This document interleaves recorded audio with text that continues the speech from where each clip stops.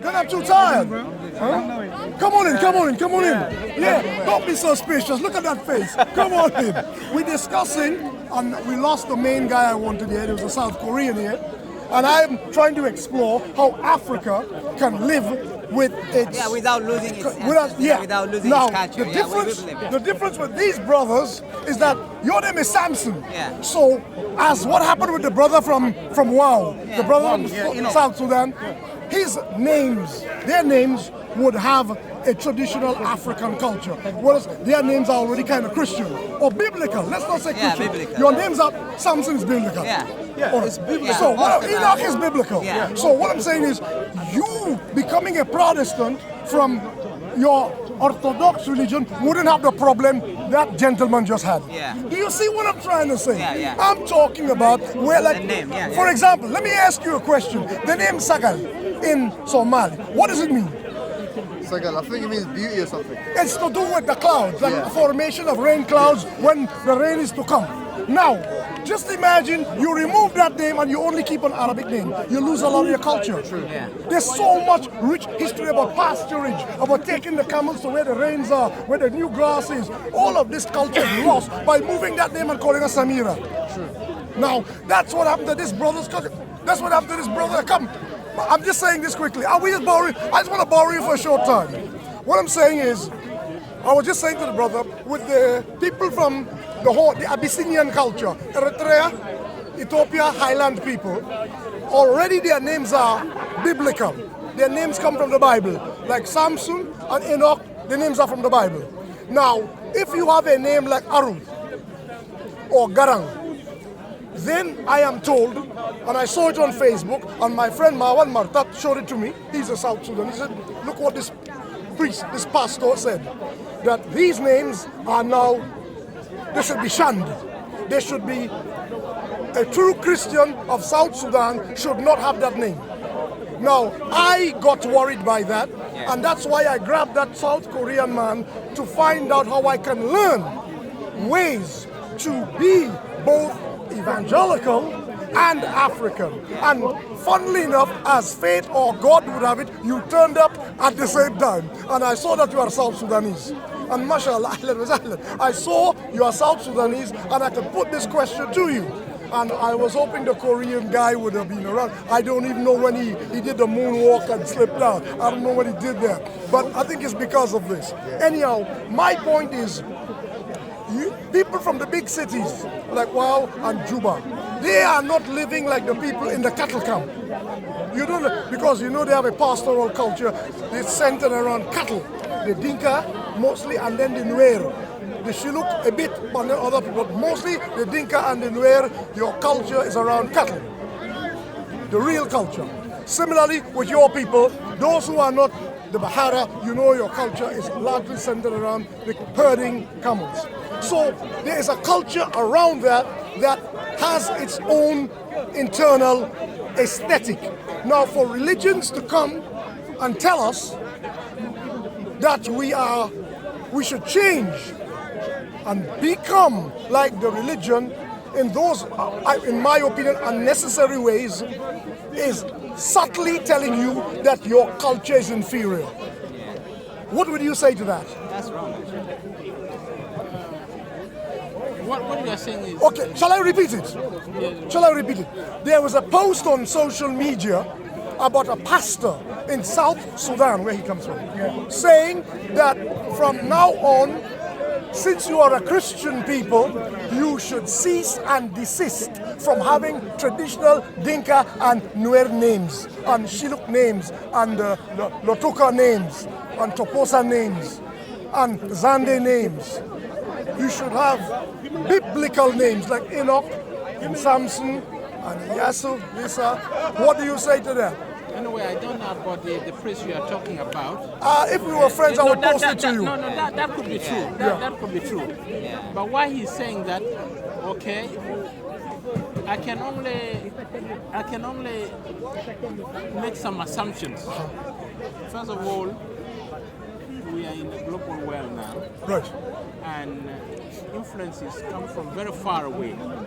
Influences can come from Britain, can come from America, and among the ethnic group within South Sudan, they've been fighting each other. Same color of skin, some are even same language, they kill themselves. So what's happening now is what's happening in the mind of people. The mind of people. So there is a fight going on now. Some people call it spiritual. For you to abandon your own names, that your great-great-grand had it, and you adopt this without the gun, there's something going on. So what we are saying could be true. It's on Facebook, but why would he do that? We have to go back and find out, because there's something serious going on. If you see all of us here now, the majority here, they call them ethnic minority, as we stand here. Yeah? So the elites or the white, they don't come here. Those who run Britain or whatever, they are not here now. So it has been passed for generation and generation. So I think we need to learn a lot. We need to learn we need to study in depth, understand how human psychology is, understand philosophy, the writers of philosophy, and the religion. Who are the people who even wrote, the Old Testament, and or even who wrote the Quran and Kareem, as they say. You have to go back and see the influence, because we are living in a turbulent time now. We don't see the gun here, but guns are happening in Syria, in Africa, in where? It's something that the only thing I think the solution is we have to learn and study history, study politics, study how it is, because we are in a very someone can influence us just from a distance. You can't see them here now. The people are talking about the leaders are doing that. You can't see them here. They are not here. We are just, but the effect is happening, and we talk, But I think with talking and what, and we study and go in depth, we'll find a solution. I wonder, can I take up on one thing that you said? You said that we are living in an increasingly globalized world. Am I to infer from what you said that African religions, traditional African cosmologies, do not have the ability to survive in the modern globalized world? I think they are under threat, really. They are under threat. But here my question, okay, how do you mean? Say more, because, say more. For you to propagate or carry an ideology, first, because most of African beliefs and what, most are not written down. It's passed from just oral. Yeah? So anything that is oral can be distorted as generation come. Take for example, even the kids who are born here of African descent, mentality, the way they behave and what, they pick up the environment. In psychology, it's known that the environment plays a lot, then the nature or the DNA is secondary, you see. So we have a challenge, man. We really have a challenge. Maybe what you are doing here is part of how to face this. Let me stop before we go on. Yeah, you can go on. We were talking about Islam or Christianity and changing names and changing your culture, adapting other people's names and stuff. Thing that Somali people have done really well is by, first of all, there's a lot of things that happened in the past. As we know, Somalia was one of the first countries to accept Islam, and about around the 7th century in Zayla, and then it's straight all the way down to south. And since then, obviously, there could be some really important Somali figures within the Islamic world who have done a lot of Islamic jobs. But at the end of the day, in the process, a lot of these people carry Arabic names, to the extent that sometimes we can't distinguish where this person was an Arab or was a Somali. So a lot of Somali history during Islamic expansion has been lost, right? For example, Ahmed Gurey or Ahmed Al-Ghazali, his name is not actually Al-Ghazali, but they call him Al-Ghazali anyways. And the fact that he has Ahmed Al-Ghazali in his name, right? Because Ghazi means a soldier, right? you can correct me if I'm wrong. But the fact that he has that name in his name, a lot of people say, see, he's not Somali because Somalis don't take that name, right? But then when we look into deep, then people will be like, okay, he was from that tribe, from this tribe, but that's only oral tradition. Like the brother said, we can't trust oral tradition. But something that we've done also good is that Somali, we have cultural stuff like clothing, dances, coming together, how we get married and all this kind of stuff, and also names. So we've taken part of the religion and we've got rid of part of things that would, that was non-Islamic. But that's why Ethiopia has kept its historical monuments, churches, and all these, important things about history. But when Islam came to us, like the Arabs have destroyed their gods and monasteries and whatever they had, as soon as we took Islam, we got rid of our history. Everything that was possessing non-Islamic attributes, we got rid of it, right? Until today, you've got a lot of little golden pyramids and artifacts being found in Somalia attributed to the Buntite kingdom, right? The more we dig, there are also some mountains that a lot of people suspect there could be 2 pyramids or whatever. For example, like Nasa Hablod, a lot of people think it could be pyramids because it carries the aspect of a pyramid, right? But long story short, what I'm trying to say is that what Uncle Danjuma, right? Danjuma. Danjuma. What Uncle Danjuma said is correct. Like, we shouldn't actually take other people's names. For example, Gedi or Mire, these are good names, right? There's a lot of names that the Tigrinya, Namhara and Oromo take that we have similar names as well, like Bile or Bale, stuff like that, So long story short, yeah, it's good to keep your culture. But as Somalis, we've taken some of Islam, most of it, and we've got rid of half of our culture for the sake of Islam. But names should not be changed. As long as the name does not contradict what your religion is. For example, we have a name by the name of Barre. Barre, this is an ancient name. Ba, meaning Barre is like someone, I think it means, Bar is something that's anointed, chosen, right? And Re, that's attributed to Ra, chosen by Ra. That's non-Islamic. But still Somalis do carry that name, even though a lot of them don't know the meaning of the name. But could you not argue that in that context, and I like splitting these hairs, could you not argue that Re or Ra, in that context, was the one God? In fact, it is like how you, what's that word Somalis use for God? God, Ilahi. Yeah, it is equivalent in,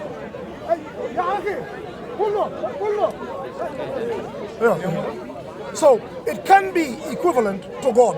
Like how in Hausa language I was explaining last week, they called God before Islam Ubangiji. But when they became Muslim, they say Allah. But now there is a move after the period of Tanfodio, so Muslims must not call God Ubangiji. I think that is not correct. I think if Ubangiji represents the one God, it is permissible to call God by that name. I'm glad we have a lot of young people here today. This is a brother, he's a Fulani man from Guinea. We have Eritreans here. We have a brother from South Sudan. We have Somalis. We got a couple of Caribbeans here too. And what we're discussing, one thing we share in common is that we are all of African origin. You can retain the name, that's fine. Yeah. I know, that's so now I'm just recapping. I like to recap for the purposes of the video why we are here. And what we were discussing is, and that's why I was so happy to see you, is whether these Abrahamic faiths are making us feel less good about ourselves, or making us in ways, perhaps not in every way, but perhaps in some ways. You didn't give the brother. That's good. Yeah. In some ways. I'm not saying in every way. I'm saying, but in cardinal ways, in important ways. Is this, whatever I'm referring to is, there was a post about a pastor in South Sudan, and you have some Fulanis in South Sudan, some Falata. You get some Falata. Internal migration. Yeah, these Falatas. Yeah, but they are cattle people like yourselves. Yeah. This is Falati. People don't talk too much about internal migration in Africa, but there is. It has happened. Internal migration. This is one of my subjects that I deal with. So, in fact, these people are the real Pan-Africanists. the Africans that move from country to country within the African continent. These are the true Pan-Africans. So what we were discussing is how a minister, a pastor of the church, was telling people that traditional names like Mpulo, Sajo, like Sajo, Jallo, Cherno, that they shouldn't have these names because they are not Islamic. But they, of course, the person talking was a Christian. So you're saying their traditional names should be dropped. And I'm wondering if that does not make Africans feel a bit inferior. Now, the brother said in a globalized world, it is inevitable that the religions that have universal currency, they're like hard currency, they have spent centuries, 3 centuries or more, disseminating their doctrine around the world, and they've developed a discourse. Muslims and Christians and Jews have developed a discourse, so which makes it difficult for a person, and I wish young Madaka was here to defend himself, a person of the traditional African faith will find it difficult to refute some of the arguments of Christianity and of Islam. They will find it difficult. And what the brother said, he made a point of saying it is perhaps that these religions were religions of the village. Their concerns were local. They were concerned with everyday life to the extent where they were indistinguishable from the culture. They were so tied up in the culture, you couldn't untease them from the culture, except where the people, like the brother said, had already established urban living, like the Yoruba of West Africa. The Yoruba had been living in towns in Nigeria, today's Nigeria. The Yoruba had been living in cities before the arrival of the Europeans. So when they were taken as slaves to the Caribbean, to Central America, South America, they already had a religion that was well established. And today in the West, in the Caribbean, in parts of South America, the Yoruba religion is about the only one that has survived with a structured cosmology.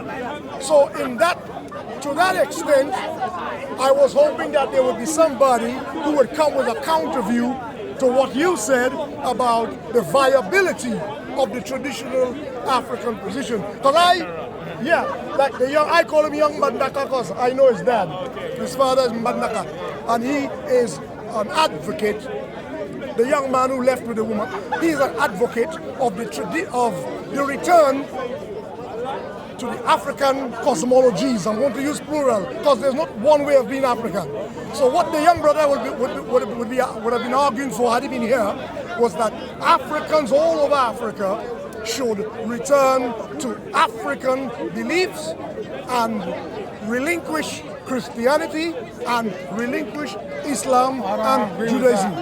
I know you won't. No, I don't. And I know that I won't. What I appreciate what you said was to preserve our own culture and our own names, which is really impressive. We shouldn't lose our identity.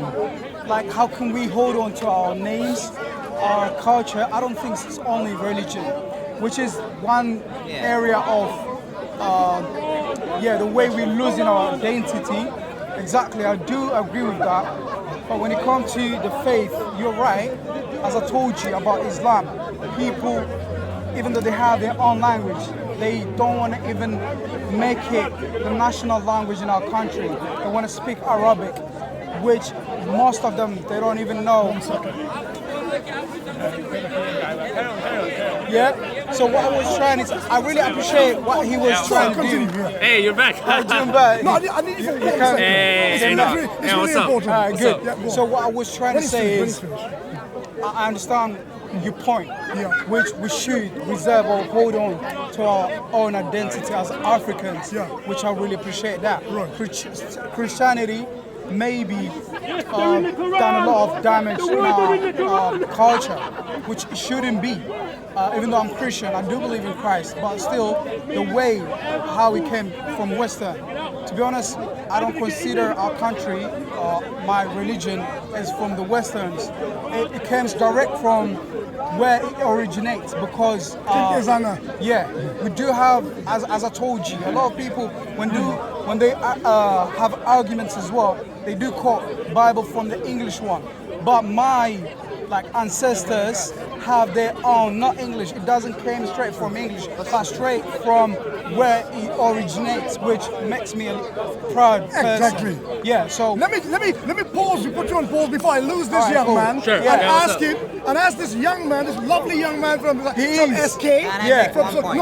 I might lose it. He's trying to run. You know that, right? Yeah. You keep out of it. You're the colonizer. Get out of here. Right here. Now, here's what I'm trying to ask this young man. What we were discussing with the brother from South Sudan here, what we were discussing is how do we manage to become Christian the way South Korea is becoming Christian without that threatening its identity. How are you managing that in South Korea? How is that managed? In Korea, so as I told you before, like Buddhism was a very big part of Korean identity. So the one thing that we did was ancestor worship. You know what it is, right? We worship ancestors. As in Africa. Yeah, we prepare food. Yeah, but now that almost 23% of Koreans, now they became Christians, right? Now it's slowly Christianity transforming the Korean culture, little by little. It's just a little move. So people who used to worship ancestors, now that they became Christian, so it's slowly they're transformed in a way that they still manage to be a Christian, but also have the identity of being Korean. Yeah, question. Sure. Do you find that you being a Protestant yourself? Yeah. Do you find that I'm going to ask you personally and then collectively? Is it causing you to hate your culture or to look down on people who worship ancestors still? No, absolutely not. No, absolutely not. How do they? Do you think becoming Christian will alienate you by degrees from your culture? I'm so sorry. Do you think that becoming Protestant or a Christian is going to cause you to alienate yourself from your culture and look back on the past the way Muslims call the Arabs call the past Jahiliyyah? How do I explain that? Will there come a day when you will look back on your Buddhist ancestral past and say, my God, we were in darkness, we were backward? Do you think that's going to happen? But that's in case for everything, even the politics. Right wing. If you're right wing, you look down on the left wing. Absolutely. It's not just about religion. It's about your belief. You're an atheist. You look down on people who believe in God. So it's the same for everything. Yeah. Right. So we cannot say that we're the right ones, but I think it's the attitude of humility. You wouldn't look down on your ancestors who worship their ancestors. No, I don't look down on that because before them they were not Christians. And they didn't know no God but Buddhists. But if somebody was still today, for example, practicing your own religions, would you Oh look well, down like on them? Yeah, just say you had a cousin who was practicing ancestor worship. Would you look down on them? No, I wouldn't look down on them. No, I wouldn't patronize them. But yeah, how about you guys? Yeah, the thing is, I'll say actually, the Christianity, which I believe personally, makes it more to be preserved actually more than it's destroying it, in my understanding. The reason is because those youngsters who are Orthodox at the moment, they follow the Western culture more than we do. Actually, we focus on, we try to preserve the good culture that we have, which is not contradictory with the Bible. But unless, if it's contradictory, it's my belief, the Bible. I have to throw it out. For example, if it's just like, when it comes to innocency, or, chewing cat? Chewing cat? You don't chew cat. Chats. Yeah, for example, chats. Actually, What do you Eating chat, for example, is in some area of Ethiopia, it's like a culture. For example, if I was from that culture and I became Christian, I stopped doing that kind of stuff because I believe that's a bad habit. So that's helping me to come out of that bad habit. But I don't have to change the other cultures, the values. You can cultures. still wear Eritrean clothing? Yeah, definitely. That's what I was gonna come to. Yeah. That's what I was gonna say. Right. What I was trying to say was, first of all, the point, the area that we were talking about is how religion corrupted the way we live in Africa, right? Which is true. But I want you to see is not only religion that is. I agree. We I can't. agree. Yeah. I agree. We said it. I went I to Africa a few years ago, 2-3 years ago. Dude, I was walking in the streets. I see a lot of young women dressing the way we see them here in summertime, which it wasn't back in the days when I was there. It wasn't like that. It was modest and, you know, it was really. I don't want to say that, but yeah, it was. Can't be kept secret. Yeah, I mean, you know, how a lot of African countries though, not only one country, like a lot of African countries that have been. Nigeria. So I went there. Parts of Ethiopia. The ladies and the other things as well, loyalty, even the like being loyal was really one of the things. Loving your neighbor, it was practical. Now people making like when they steal from you, they will tell you they're doing business. When they do like something crazy, they were not loyal no more. It wasn't like that. The love that we used to have with my neighbor, I used to share one bread. The bread that I used to share with my friend that when I was there, now if I do that, he will see me like as a fool.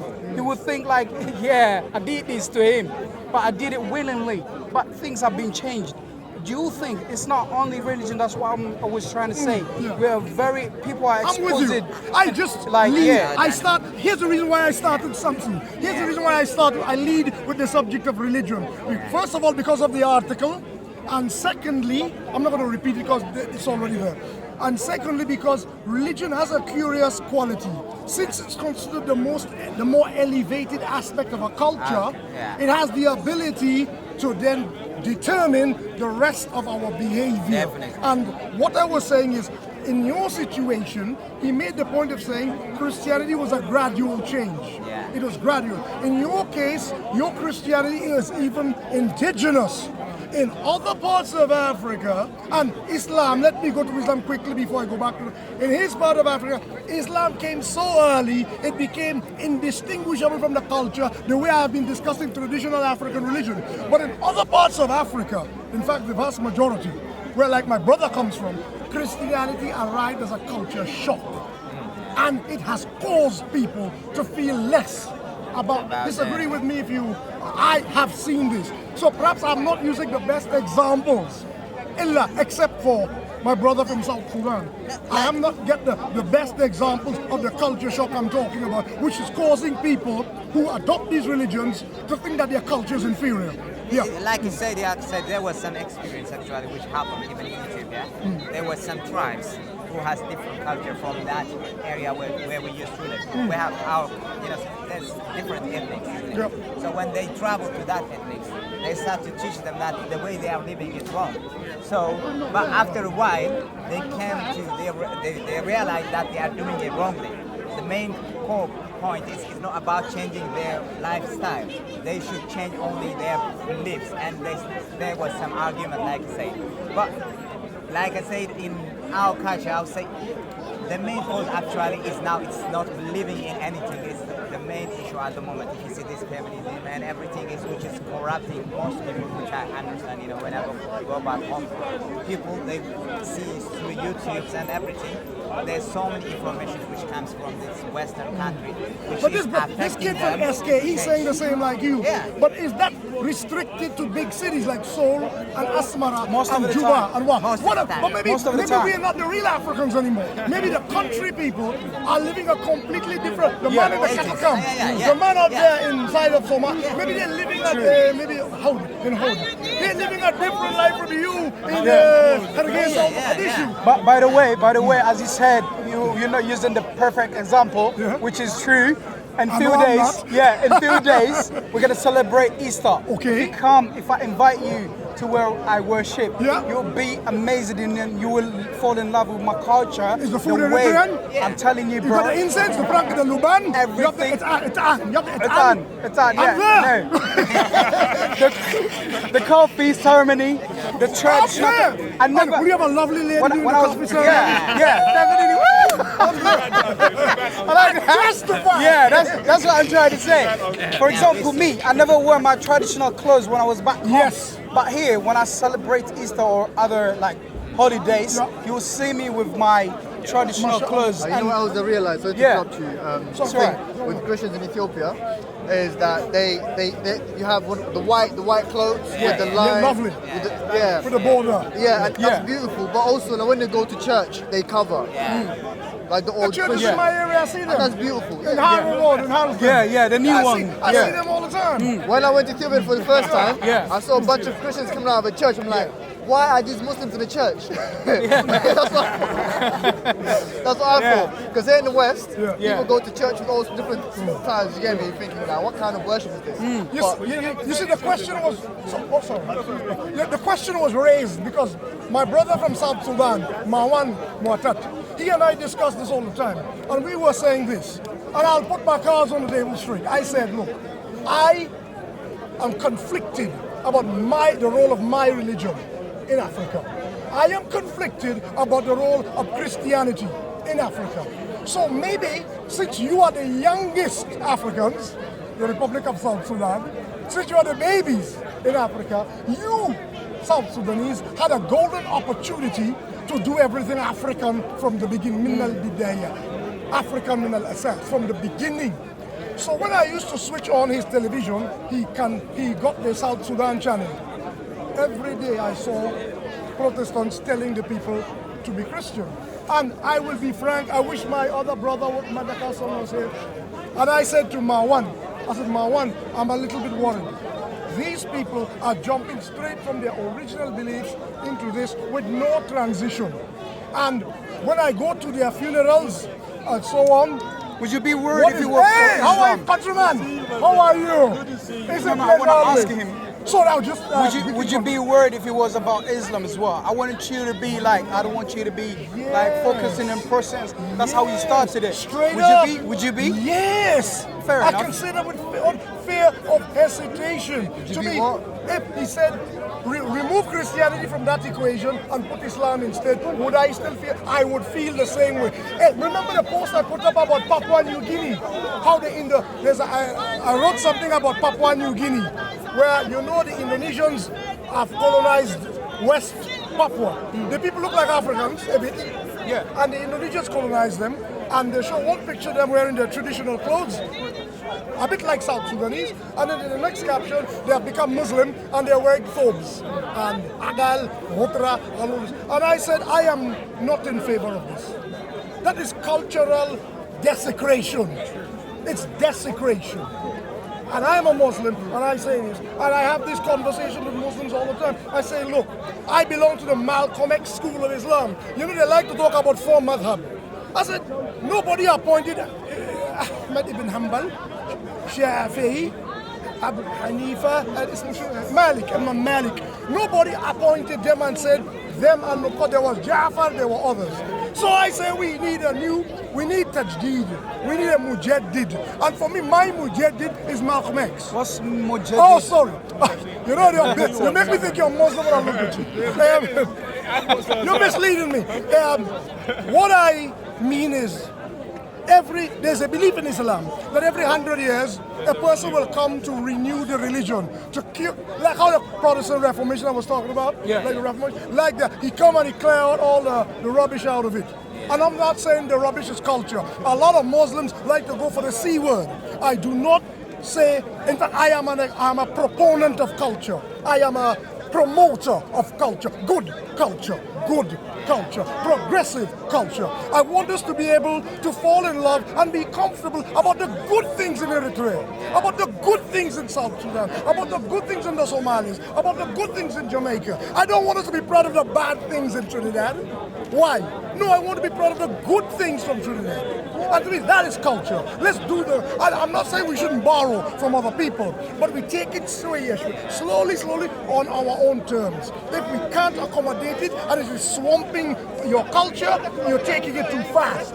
It's like medication. It's like everything. You take it at the pace your people, and I'm worried about South Sudan. I must confess, that was my worry about South Sudan and the way Protestantism is being imposed on them. And I would be just as worried if those Jalaba, the Muslims, with their turbans and white gowns after they have been enslaving people in South Sudan to come and tell you Islam. If you say to me, I don't want to hear Islam from that man in the Jalabiya and an Imma, I understand. I 100% understand. Because I know what those people dressed like that did in South Sudan. Bahr al-Ghazal, Zubair Pasha, I know that history quite well. So I understand the animosity against Islam, but then a person from another place may come with a different attitude and the relationship might be different. But what I did believe, and I will set my cards on the table, is that this is the youngest country in Africa. They had a golden opportunity to show the world what African culture is capable of. And that was my hope for South Sudan. I don't know if you'd like to... I know your intention is good, yeah. Your intention is good, but what I'm just saying is, what's happening, that pastor, you know, churches, what I know in South Sudan, the churches, they are being financed by... Texas. Not taxes. Churches. Foreign bodies. Yeah, I know who does it. I actually know. Yeah. I've researched this. So those people, when they talk, they don't have the interest of the people, but it's good for you to point out, to enlighten people, you know, to watch out. Yeah. There are a lot of external forces going on, you know. Because at the end of the day, what is the value in you feeling? Samson, it was a pleasure meeting you today. It was a pleasure meeting. My brother Enoch, I love meeting you brothers, man. Have a happy Easter, man. Thank you for the awareness of our culture. I really appreciate that. It's it was something really I good. live for. To be honest, I misunderstood you at first right. because you were focusing in one particular. I'm the same. I feel the same about Islam. Yeah, I feel the same about Islam. Yeah, we come I'm to a Muslim. agreement. You see, I wear my African clothes. The way you went in, Africa. I really appreciate that, sir. It's lovely it was speaking to really, you. I hope I see you next week. Definitely, sir. If not, you guys, Samson, look at that Thank smile. you very much, sir. $1 million smile. Have a happy Thank you. Easter. Look after yourself. Yeah. So that was that was the subject that I wanted to discuss today because it worried me a little. You were wanting to say something. I wanted to, let you wrap the subject up, but I wanted to discuss another subject on a similar line in regards to the recent developments in Sudan with Bashir leaving. And we have You have the right man here. 100%, Omar Bashir. Omar Bashir leaving in North Sudan. I mean, how does the South? I mean, he was the president for a certain amount of time. How is it the feeling, or is it received in South Sudan? How is it received? Yeah. Because what happens, South Sudan themselves were at war. They had to go all over East Africa for peace. They went to Khartoum and they signed a revitalized speech, and it was done by Umar Bashir. Umar Bashir at one point was the one fighting them. And again, because of certain global factors or whatever, he signed this peace. He had his own interests. But again also, he had a problem with his own people, so he's now out. So I would think the president now is worried. He should be worried because Bashir was the one backing to keep this peace going. So now I can only guess or assume. It might not be 100% true, but I think people are there with some trepidation. They're feeling fear now, you know, that they don't know what will happen, you know. Yeah, so because Bashir was still there, he would have seen them because Bashir was ready for the oil. Once the oil comes, and he gives money, and the government, they also, when they get the oil, they will do some infrastructure. But now, I think they are not. Salva Kiir is worried. You know when he went recently. I thought Riyad Machar would be more worried. You're right, guys. I'll talk to you later. I see you're going to your group is over there. No, in a bit. Stop, inshallah. Yeah. Ajilak, inshallah. So they went together with Riyad, his wife, and the wife of what they call the late. They went to Rome, and Salva Kiir was kissed by the Pope on his feet. So all over the media, the Pope kissed him. Yes, and people in South Sudan say, if the Pope can kiss, he's concerned about the life of people there. And this is a white man kissing your foot. Why would you yourself allow your people to kill yourself? They have forces and so react even nearly cried. He never expected that for the Pope You know, who is a Catholic? So what message would that send to people? Obviously, people will say, if he's a Catholic, the head of the Catholic, to kiss the foot of the president, a black man, what message do you think psychologically will go? They will say, this man is really a savior. Or how do you think they will perceive it? With the name Salva as well, savior. A white man to kiss your foot. So we have to, the battle is in the mind then now. Yeah. It's in the mind. Yeah. It's in the mind. I really am worried actually about the South Sudanese idea of like forgetting your traditional songs and only singing evangelical songs. Things like that worry me. Yeah, and that's why I say that's an invisible force and we have to step in to do our best. But are there like Pan-African movements or young man, movements how you in doing? Sudan to try and Good to see counteract you. that? All right. For people who promote traditional South Sudanese culture still? Or is it all being... It's a country that has been at war for so long, and the newest nation. There's no Pan-Africanism hasn't really been disseminated in the South. So many forces are down. South Sudan has been a landlocked country, has not interacted so much with different. When you see the people there, even they are so dark. We are just like this, you know. The lighter you are, sometimes they question you. Mundukuru. I know the name they call them. It's a kind of pejorative name for Northerners. Shamalin, because of the war, you see. The war, and there are people even when they were in the army, you know, that person of color has been there. Some people can understand it, you know, and you know. So it's. I believe really people have to really go into the mind of people. The battle is in the mind. That's what I fear. That's what I fear. Like I was saying, because we come from the Malcolm X tradition of Islam. Malcolm X said, any religion that makes you doubt yourself, hate yourself, or work against yourself is not a religion for you. Any religion that makes you go actually work against yourself is not for you. Because it's going to tell you to hate yourself. Now, I'm not saying you should like everything about yourself. We have things about ourselves we need to work on. And like I said, similarly to every country, in some countries, in every country, you have good and bad culture. But what some religions try to tell you is that the whole culture is inferior to what the religion is bringing. And that's where myself and those interpretations of Abrahamic faiths part company. That's what we do. I cannot go along with any brand of Islam, or Christianity, or Judaism that tells me to hate myself. My problem with the Black Hebrew movement is it's creating a kind of an Ubermensch within the Pan-African family. That's what they're doing. Now I understand the degradation and the reduction to self-hatred because of colonialism that makes them react in a pendulum swing. From slaves, we're now all kings. I understand it.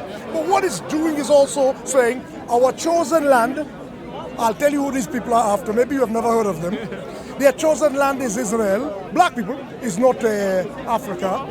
And in fact, there's a sect of them in America, the Black Hebrew Israelite movement. There's a sect of them in America, the most dominant sect, that does not believe they are descendants of Africa. And that's why I was quarreling with the brother for a long time. And last week, I don't want to call his name, last week or 2 weeks ago, he said to me, no, he's not of the school of Hebrews that hates Africans. He is of a different brand. I said, but look, we have to forget about settling in Mecca and settling in Jerusalem. Forget about that. We all can't fit in Mecca and we all can't fit in Jerusalem. We have to think about the African continent, because when you empty the continent, the Chinese are going to fill it. The Malaysians are going to fill it. The Indians are going to fill it. I wouldn't even mention I didn't even mention the white man, because he done did it. Right? The Afrikaners, after the fall of apartheid, all took up jobs in all the big game reserves in Tanzania, in Zambia. They have all those big jobs on lockdown. They have all the jobs. They control all. And then they concentrated all their population into what they call Volksstaat. Impregnable fortresses where white South Africa or Afrikaners live. They're still there. Now, You don't think it's because they see value in Africa? Don't they see value in Africa to be living there still? Why don't we have put value in ourselves? We wait for example, I took a deliberate decision 2 or 3 weeks now to wear this thing called a fugo from northern Ghana. Now, the origin is very noble, but people don't know that. They laugh at it. They will laugh. Wallahi, the day Dolce Gabbana puts a label on this, and it costs 25 times the price today, you'll see how many black people want to wear it. You'll see how many black people want to wear it. Exactly. That's what I'm talking about. That's what. Mambo, brother. Baby Mambo. Zuri. Karibu. Yeah. You see what I'm saying? Any religion that is any religion that teaches you that an Igbo is a Hebrew is a false religion. I see you. I see you. I see you. He is an Igbo man from Nigeria. He thinks he's a Hebrew. He thinks he's a Hebrew. I want to ask you, do you some of the teachings? Come back. I want you here. You quote Malcolm X. What about Martin Luther King? I believe in both of them. They're like good cop, bad cop. Martin Luther King died the same way that Malcolm X died. So whether you go soft or you go hard, they're going to kill you. But I love them both. Assalamu alaikum. I love them both because Brother Malcolm showed you if you don't want it hard, you're gonna take it soft. They weren't listening to Martin Luther King until Malcolm played hardball. It's like Fatah and Hamas. In Somalia, it's like Islamic Courts of Justice and Al-Shabaab. Once you play them hardball, it's what the police do. When the police come to arrest you, they send a hard guy to put fear in you. And then they bring the gentle one. And then you talk to the gentle one. Siyasa. And that's why I respect them both. We need... Sorry, you want to say something? Well, I thought this is your baby. Where you living? Are you ready to wrap this up?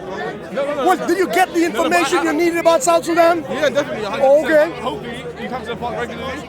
I don't come regularly. If I'm working, then I won't come, but I will still come. Everything all right, my brother?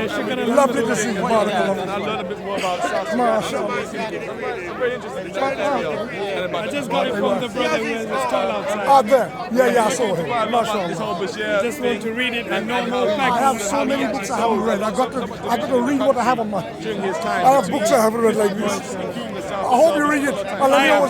Give me a praise here when I see you. This is the first time I've taken such a big book. I have books I haven't read, so I wouldn't even look at a new book. Because I want to buy it and I know I want to read it. I take small ones with 5-6 pages in it, Exactly. and I can read. I have a book in my bag here. I have not read this book cover to cover yet.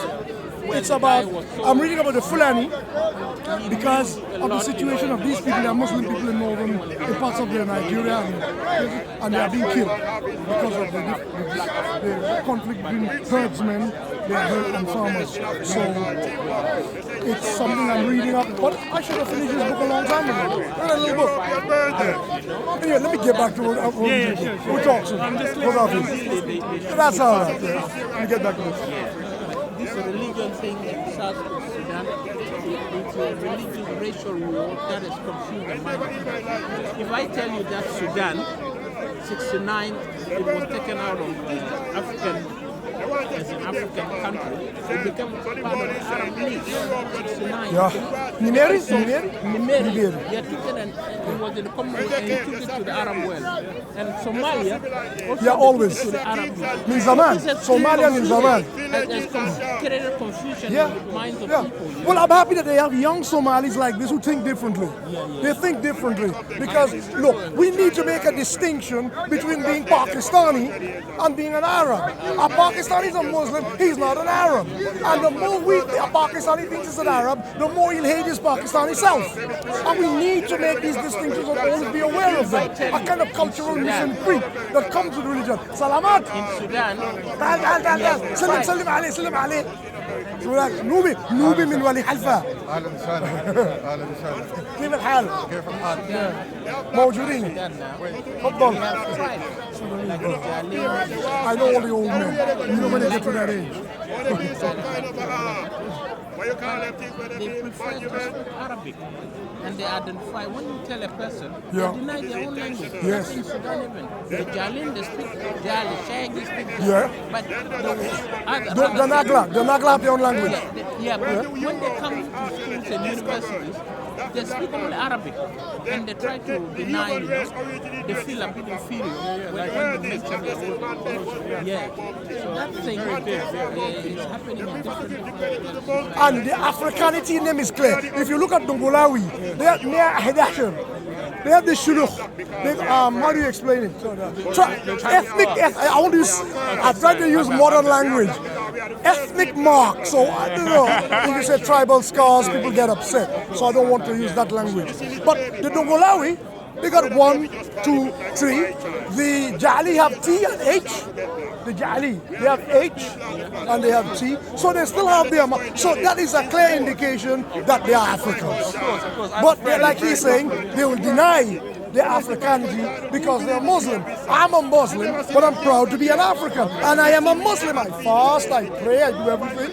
But I'm a Muslim. The problem with that Hebrew faith, the problem with that Hebrew religion, that black Hebrew, is it is helping them to, some of them deny their Africanity, some of them to believe they are the best black people.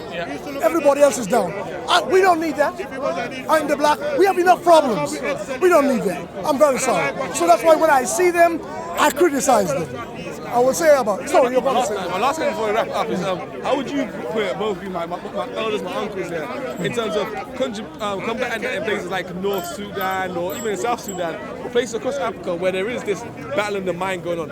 What is it that we can do to push this idea of you can accept your religion, you can accept Islam, you can accept Christianity, but you don't have to throw out all of what it means to be traditionally African? How can we get, especially in a place like North Let me jump Sudan, with that first, if I may. Just say we take North Sudan for Here's what I think. You see, like Mbandaka. I wish young Mbandaka was here. You see, that's African tradition, but it's also Muslim. If a Muslim has a famous father, we will call him son of that particular man. So his father is Mbandaka. So I call him even young Mbandaka.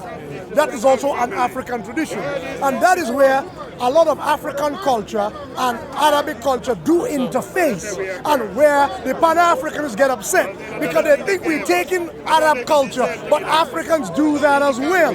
For example, this gentleman, he comes from a patriarchal culture, so patrilineal culture. The Dinka culture is gang culture, is through the father. This is also Arabic. It doesn't mean you stole it, you didn't take that from Arab. You always did it like this. Now, they would like to tell you, the Afrocentrists, that the true way to reckon lineage in the true African way is to the mother. Now that is true and that is false. Because there are some parts of Africa that did that, like the Akan, and then some people white, like the Tuareg. You notice they don't say that. They don't tell you that. The Tuareg do it as well. And then there are some parts of Africa, they have traced their lineage, they have traced their through the father's line. Like where most, in fact, the Yoruba even do. So what I'm trying to say is this. Give me a question again. So how particularly in North Sudan, how can we go about and convincing people to adopt, they can continue on with their Islam or their Christianity without giving up on their African culture or without diminishing? As far as I'm concerned, for the Afrocentrists, of which I am one, who believe they will eradicate Islam and Christianity from Africa, there's a false hope. It's a pipe dream. They cannot remove Christianity and Islam from Africa. It's too deeply ingrained. In some parts of Africa, take those Ethiopian boys, the boys. Their Christianity is so deep that I think they will always remain a small minority. With the greatest of respect to the two lovely young Protestant brothers, in Ethiopia, they will remain a minority because their Christianity is indigenous. Similarly, like the Kandem Borno Empire, Islam was so deeply rooted among those people near Lake Chad in West Africa that you are not going to remove that Islam ever from them. So what I was asking the Korean guy from South Korea is, how did his people, but they're producing all this Hyundai and all this high tech, and at the same time, they are becoming Protestant at, for me, an alarmingly rapid rate. My daughter used to teach there. I didn't take advantage to go. I should have gone to see how they work out Christianity with their traditional South Korean culture without their religion telling them that they're less than. Because in Africa, Christianity has done this in some parts of Africa, many parts of Africa.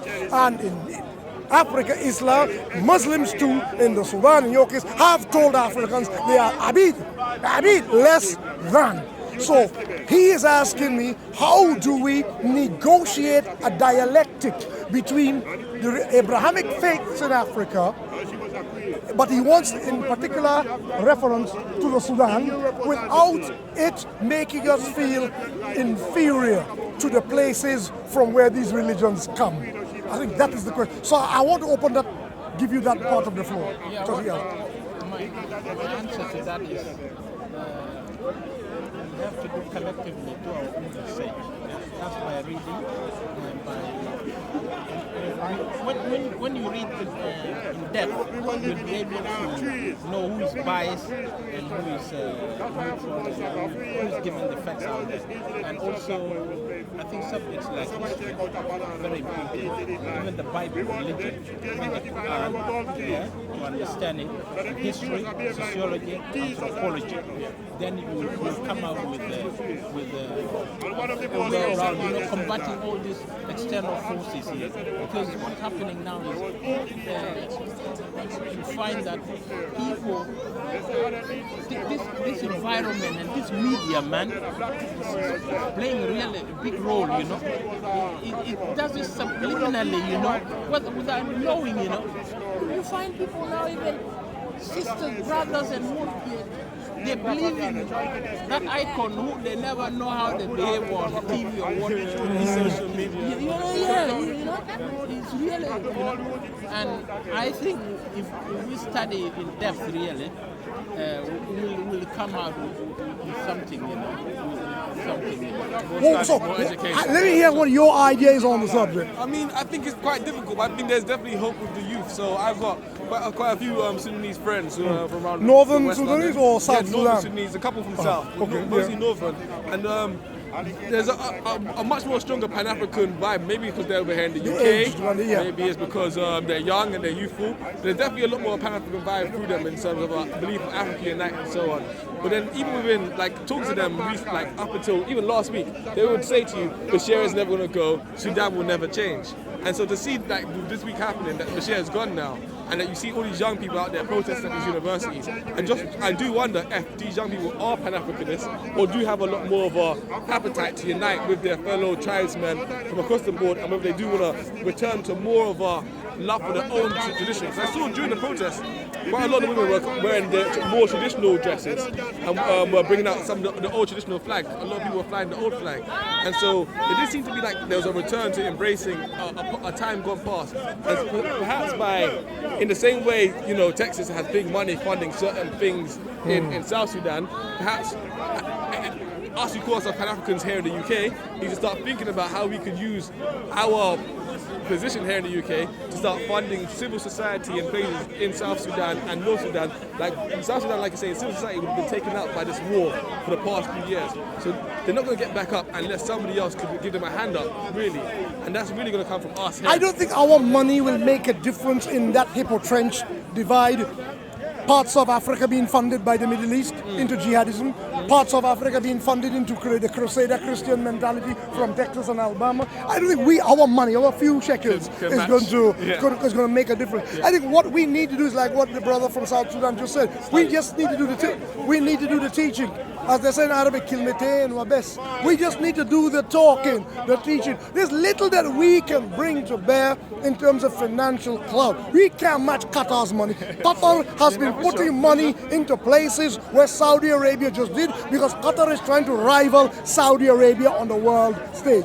Al Jazeera is part of that program. That's why I watch Al Jazeera, but I watch other channels too. Al Jazeera is not my Bible. And a lot of people fall in, because it's counter-narrative to the West, people think Al Jazeera is the end all. No.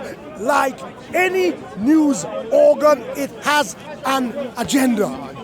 So you don't want to find out about Russia by watching RT. And you don't want to find out about England by watching the BBC. You don't want to find out about America watching CNN. They're all invested. So I do believe that if you're going to do something about the problem in Africa with religion, we need to actually take religion, the temperature of religion down. We gotta be a little less Christian and a little less Muslim. All the Muslims upset because I left that on tape. We need, they know what I mean, we need to be a little less jihadistic, and the Christians need to be a little less crusading. Because this evangelical crusader mentality is there to come into collision with the jihadist mentality. And at the same time, while we're fighting over religion, the Chinese are just taking all your resources. They're mopping up all your resources, are leaving nothing back. Just stand a bit from the camera, a little bit. Yeah, so yeah, and it's not been fun. Yeah, you see what I'm trying to say? So we need to take this temperature, this religious temperature down. Now, my problem is this with religion, especially Abrahamic faith. My religion. All religion believes this. If you're gonna do it, you better do it right. Now that sounds like it makes sense. To everybody here, that makes sense. There's no point doing something if you're not gonna do it right, number one. Second point, religion, our Abrahamic faith believes this. If I have the best way, the true way, it would be selfish and parsimonious of me not to want to share. So I am not saying Muslims don't go and preach the good, to give da'wah. Christians don't preach the good news, because in the mind of a Christian, what he is preaching, the gospel, is the most valuable thing he has to offer. And he's saying, I want to share. I can't keep that to myself. I want to meet you guys in heaven too. I want to share. So he comes in. The intention is good. And the Muslim, I like that colors on that shirt, brother. The Pan-African colors right there. Oh, yeah, it's cool. No, you see, you can rock it with this. See what I'm saying? Now, you've got to put a little bit of levity in the conversation to keep people entertained. Now, what I'm trying to say is you have these hardcore, like point one, do it well. So now you have people saying, man, you didn't, making a wudu. Man, you didn't get up to your ankle there, go back. And you get people starting to argue over what one imam said, over what another imam said, and they have all this sect Ahzab developing, this sect, the Christians too. How many since the Protestant Reformation, which was supposed to clean up Christianity in 1517, when Martin Luther named the 99 Theses on the door of the Wittenberg Church in Saxony. Ever since that time, how many different Protestant churches have come out of the Protestant Church? How many have come out? So listen, we got it in Islam. They got, because everybody trying to perfect the thing. Everybody trying to perfect it and get it right. And as the Quran said, they did not argue until the knowledge came to them. These things happen with human beings. They want, but I want to look at the good intentions. They're trying to get it right. Now here's the problem. The problem is when we go to other people to preach the good news. What seems to automatically come with the good news, since we have the good news, is that we are better than the people who don't have the good news. They are in the darkness and we're in the light. Ergo, better, worse, fixed, need to be fixed. Who's going to fix them? We're going to fix them. If we are the fixers, we are better than they are. That is the problem with the Abrahamic faiths. So it's like a competition. The competition is there when, Muslims try to do it and Christians try to do it. But not that. No, the general. When people who believe they have the truth, the haqq, go to proselytize, they start from an attitude, whether they know it or not, of superiority. Because they have found the direct pathway to heaven. And if they have to teach that to you, they must be better than you. So you're going to get it either way, whatever religion, isn't it? But I'm trying to say, I believe it started with good intentions. I have this precious gift, the gospel. I have this precious gift, Al-Quran, Kalamullah. I must want to give that to other people to share. It's the way people share. And and it is inevitable. It seems, it seems inevitable that because I'm bringing it to you, I will have an attitude of superiority over you. How do we unpick this? I need some help here. Give me some help, guys. How do we fix this? Because I want to go and tell people about it. My missus gets upset if she sees I'm giving dawah. She says, leave the guy alone. We'll be on the street and I go give somebody a Can you not leave him alone? I'm saying, I was asked by my Lord to give the good news. Not to take the sword, and to give the good news by a good way. Yeah, you're not making them do it. Yeah, by a good way. And I see the Christians have the same attitude.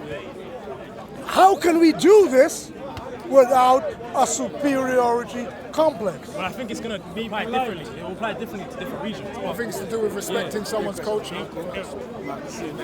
Look, you brought me here, and now you're going to leave me on my own. I know. Well, you can handle it get beaten up by South Sudanese and Pakistanis and Algerians and whoever else. You can be beaten up. Exactly. Guys, I think I'm going to wrap this up. I think we got as much. They say if you keep talking too long, you're going to the realm of diminishing I returns. just want to say one point. Okay. We talked about the African point in the Abrahamic name. Faith, yeah. Right? I think with the African point, especially... Come, but the camera can see. Don't talk and try to hide from it. No, let this man, I want him to see him. With the African point especially, one thing I think that we need to focus on is the great words of the wisdom teacher in the late last 20, 30 years of African thought that wrote a book called Pre-Colonial Black Africa Sheikh Anta Diop. And on the front cover of Civilization, African Origin of Civilization, Myth or Reality, the one thing he says, which I think every African person, continent, worldwide needs to understand, is that he said something important on the front of that cover of the book, which was African historians cannot write the history of Africa without mentioning the history of ancient Egypt. And so when it comes to this whole idea of religion and so forth, I think that we have to have a role to play that we have been on this planet for many, many years. And that if we are going to talk about these Abrahamic religions having problems with our continent or with our people, our midst and our minds, we have to go back to the source of what was there before. You can't leave now. So now you can't leave. Come back with it. So now I want to answer this. So I'm saying this. Oh, I'm awake again. I was about to fall asleep. I'm awake. I was listening attentively to what you were saying. Good. I just wanted to touch on that point there before you left. So I just wanted to get your clarification and say, we're always going to have this question as Africans. What were we doing prior? I'm going to be provocative. I'm going to be provocative. What's your name? Go ahead, Matthew. Brother Matthew. Oh my God, he wrote the gospel. I should be giving you respect. Right? Here's what I think. It's going to hurt a lot of feelings right now. Say it. People, be warned. Truth hurts. Ancient Egypt lasted for 3,000 years. More, if question me. It's 3,000 years. 3,000 dynastic years. Okay, let's say the dynastic years. Absolutely. So pre-dynastic, because Abu the Sphinx was there in pre-dynastic times, and you couldn't just be an ignoramus who built it. And even South Africa. Yeah. South Africa has older. Yeah, but let's stick to your point. Okay. Ancient Kemet. It's called Kemet, right? And Now, it's a Sheikh and the Diop saying something. I know that's my boy. What does that right? mean? Land of the Black. Oh man, let's not stand up. I won't get to that, right? But he just woke up something. I'll come to that, right? Because that's gonna be a different issue. No, because you give good education. Not different issue. It does mean something related to that. The problem is this: some people believe, like Chancellor Williams, it meant that the people had black skin. I don't believe that. I believe it is the black land as opposed to the red land, where the Nile inundates annually and the land becomes fertile on either bank of the Nile. The soil turns black, and black in ancient Egypt is associated with fertility. Now in Arabic culture, black is also associated with mastery and fertility. The Arabs don't tell you that. The word Aswad and Sayyid have the same root. They just don't tell you that. Because the white man bent them over backward, so they need somebody to call Abid. They need, and it's us, the Arabs, and some of us want to be B-Rabs, the Arabs. We got Arabs, and we got B-Rabs, and that's my problem.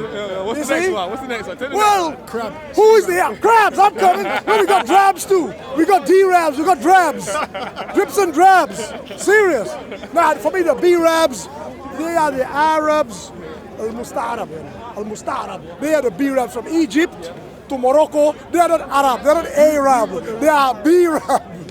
North Sudanese also B-Rabs. And I said because I want a troll to come and ask me why. Are you a troll, sir? Come to the camera, come to the camera. Why do I say that?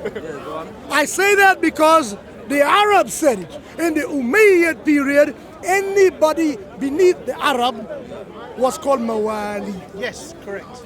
They were called, and then they became Arab. So for me, so if they can have definitions, this is me. I have my definition too. The Arabs are min Jaziratul Arab, the Peninsula Arab, Oman, Yemen, Qatar, Bahrain, Kuwait, Saudi, Emirat, Huma al-Arab. They are the Arabs. Now the B-Rab, Bilad al-Sham, Palestine, Urdun, Lebanon, Syria, Iraq, Iraq. These are the B-Rabs and the other, that's me. Dog, you get wisdom, then you go tell your grandchildren, your son, dog. You need to stop talking now. I want to roll. You're learning from somebody who will meet your grandchildren, you'll tell them, you actually saw the man face to face. Right? So let me answer you. And you will be enlightened. Don't be a doubting Thomas. You will be enlightened. I'm a man of questions. I said no more than 20 words. Yeah, because I'm testing your ego. You see what I'm doing with you? You're young. You're hot. B-Rabs. He got butt hurt when I said B-Rabs. Uncle, I asked a question. I said B-Rabs. I said you got A-Rabs and we got B-Rabs. Uncle, can I interject? What's B-Rab? Talk to me. My parents are from Morocco. Oh, you got B-Rabs. Okay. B-Rab. B-Rab right here. My mother. Give me a hug. B-Rab right here. My mother is a Sharifa. You know what I mean? Yes. Her lineage is from Hassan ibn Ali ibn Abu Talib. Naam. So is she a B-Rab? That's an A-Rab. Okay. How many Moroccans are A-Rabs? My father, he originates from a town called Mahaya. Okay. And his tribe is called Mahaya. Okay. And the town of Mahaya is found in the Waliya of Mecca, in Hijaz. Is he a B-Rab or A-Rab? That's an A-Rab. However, they came into Morocco over 1,000 years ago. I know the times. Arabs or B-Rabs? They're Arabs. But a large number of people who converted I'm going to concede the point. I'm going to concede the point. I know you do. Even though the lineage goes back to the Arabian Peninsula, over time, with marriage... The majority of Arabs, people claiming Arab lineage in North Africa are Berber who are Arabicized. Yes. A large number. But let me get back to the point. You know that's the truth. Now my point is this. A lot of our people, because of religion, want to be what they're not. And what it does, what I was saying to this brother from South Sudan, what I was saying is a lot of people want to be what they're not because of the adoption of the religion. So I'm saying to this brother, I said, as a Pakistani, becoming Muslim doesn't stop you from becoming a Pakistani and start you becoming an Arab. You might become a B-Rab or a C-Rab, but you're not an Arab. That's my point. And a lot, because here's why I want to tell him that, is because I don't want him to hate himself, because he can't change who he is. If this brother converts to Al-Islam, this brother standing here, I don't want him to go around thinking he needs to find a lineage, a nasab, to connect him to Rasulullah sallallahu alayhi wa sallam. Lesh. You don't need to do that.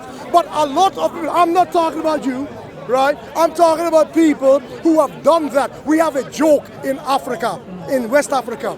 When you cross Junub min al-Kufra in Libya, when you pass the last oasis to cross the Sahara into sub-Saharan Africa, Kufra, say Sharif.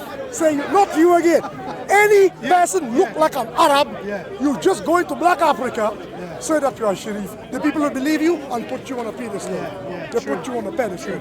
Now, the problem with religion, we were discussing Christianity and Islam in Africa, Abrahamic religions and how they're spreading. That's what we were discussing. So we should get back to that point where I'm saying da'wah is important because it's your good news, but it's the way you deliver it. Unfortunately, there's been a history of the people bringing the message with an attitude of condescension and superiority. What happens therefrom is the people who are converted, whether they are Christian or Muslim, they adopt the same attitude of superiority and expect from their people greater respect than they deserve. And what you have effectively done, if you have read the book by Chinua Achebe called Things Fall Apart, if you've read that book, what effectively happened when the Christians came to Igbo land, eastern Nigeria, they craftily and intentionally focused on the fringe of people who are on the fringe of society.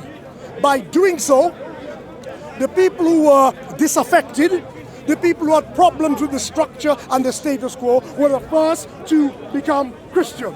They then gave those people a sense of self-worth, a sense of self-confidence that they had hitherto not enjoyed in their society.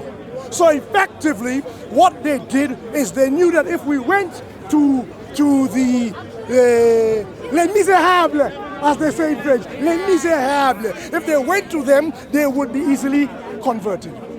Especially if you raise their status. You raise their... What automatically followed was those people began to create within their own ethnicity a Trojan horse into which Christianity and slavery entered Igbo land. Do you need me to explain? I think as a South Sudanese, you know what I'm talking about.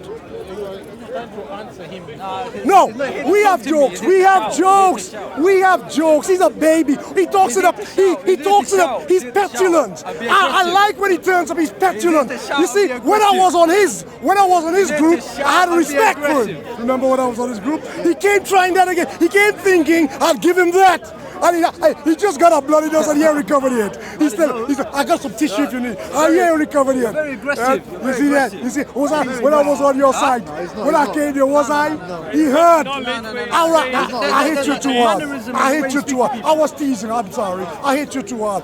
You see, I would do with him because I know he can take it. He laughs, but I realize you're not ready yet. You're ready yet. So my point is, that is where I have my own conniptions with my own religion. I just feel like you have I have my own Arab is all conniption is... You see, remember what I said? You see, you knew it was valid, but remember what I said about Arabs and B-Rabs? He's trying to defend the status quo. Because of what one man said. Because of what one man said. Because of what one man said, you find out because of what man said, you quoted one person. Right? This is a person trying like a house slave trying to defend the master. That's the problem with Abrahamic faiths. My religion, I'm sorry, you end up getting house slaves trying to defend the master. He should actually say, it's the same thing we talked about it already. He's trying to ruin the man's state. Don't worry about it. He's trying It's an extreme pleasure. What's the misunderstanding here? There is no misunderstanding.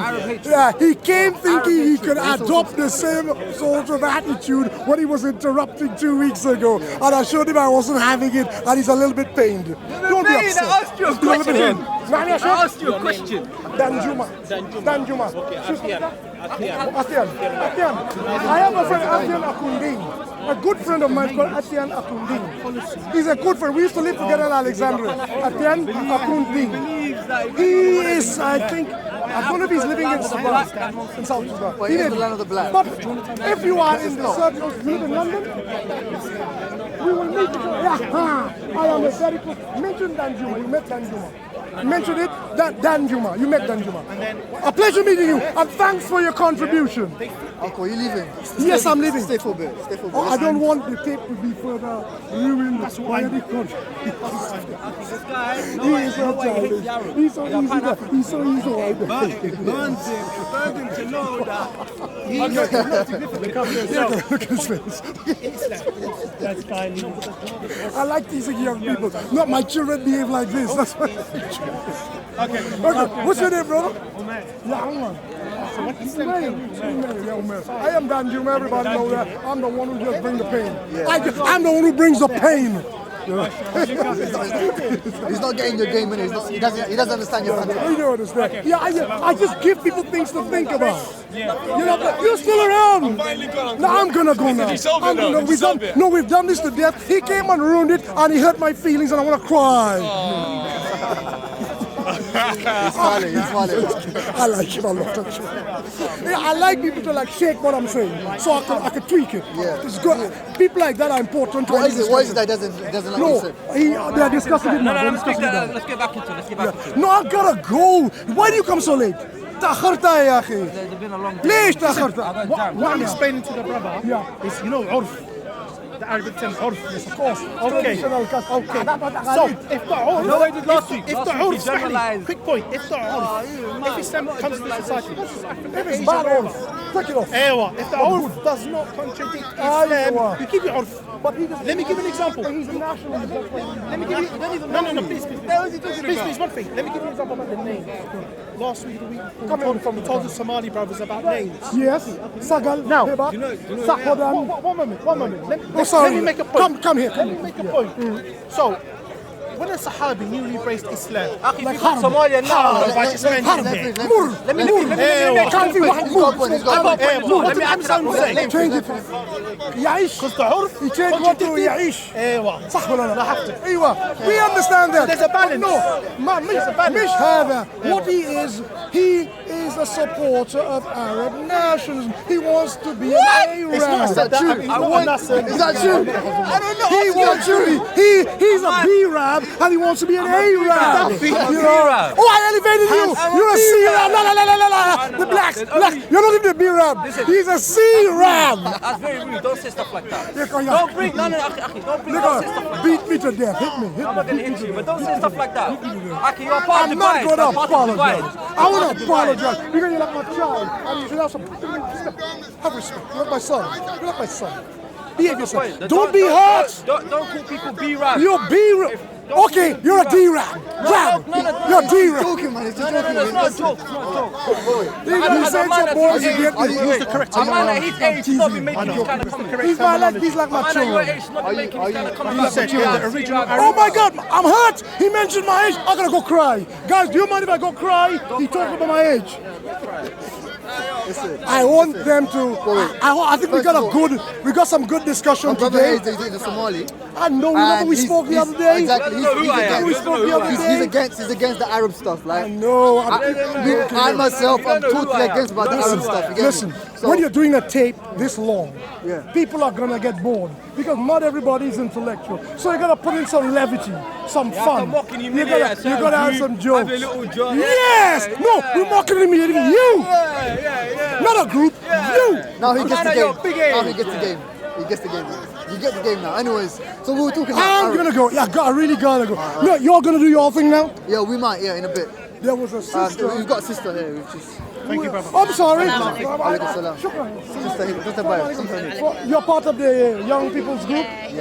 What is your discussion? Come in there. Let me come to Today the we want side to discuss now. I can about youth and stuff like Yeah, in and particular, I societies. wanted to talk about the gap in ours, especially with the Somalian, for male mentors. Come take over everything from your Come, man, say it straight. Man, don't listen to BBC. Man, don't listen to ITV. There's a lot of fathers, uncles who are frustrated with the situation, but they are not able to help because they don't know where to start. They don't know how to communicate with the young. So there's a gap. So what we're doing today is we're calling for like Somalian male mentors that are able to we want to get a list of people who are willing and then see what boroughs they are local to, and then because we've got an organisation